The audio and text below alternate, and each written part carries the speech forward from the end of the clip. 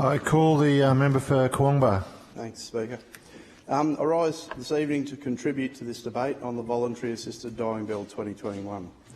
This is a very passionate debate and there have been many points put forward. I've listened to them all. I've attended forums for and against this legislation. I've consulted within my community where I discovered an overwhelming majority of support for allowing choice at end of life. In public polling conducted in Koowarba, those who strongly support this legislation outnumber those who are against by nearly 10 to 1. In making my decision on which way to vote on this legislation, I weighed up many aspects. The first was the evidence that my community wanted it.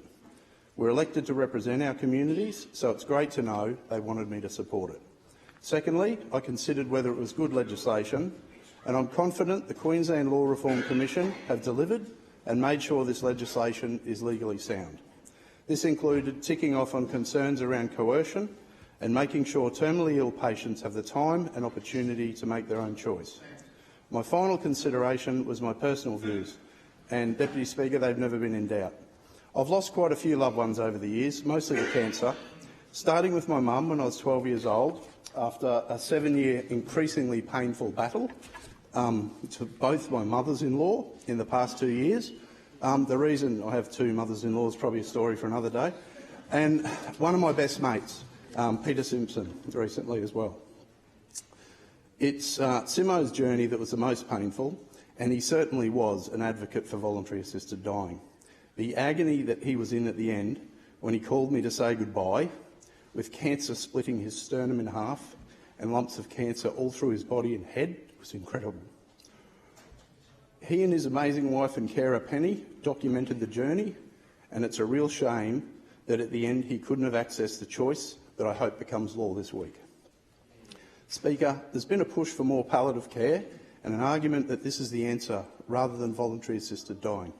I see them both as complementary, and I acknowledge that my mother-in-law's palliative care at Prince Charles Hospital was nothing short of amazing. It allowed me to get to know a person who I'd never been close to. It was healing and a very important time. But, Speaker, in the last week or so of extreme pain, constant care and drugs, she had many lucid moments where she said, "I just want it to be over. I hope it comes soon." If she could have had an option to have us all there while she slipped away and left the pain behind, I know she would have. Speaker, these are my personal accounts. I've also heard the stories of those during the information sessions I've attended, people who have no skin left due to viruses and disease, organs dissolving and failing on them. Those people deserve the option to pass with their dignity intact. The book Andrew Denton launched, called The Damage Done by Go Gently, has many harrowing testimonies of family and friends, as well as the dying themselves. The trauma and suffering detailed in these accounts is staggering. Speaker, I ask, who wouldn't want to allow these people who are terminally ill the ability to choose when they go? Speaker, I'd like to thank the Premier for introducing this important legislation, the Health and Environment Committee and the former committee for their hard work and emotionally draining work on this legislation. Special mention to the Chair, my friend Aaron Harper, who's carried this around with him for a long time, and he is a passionate advocate for getting it done properly.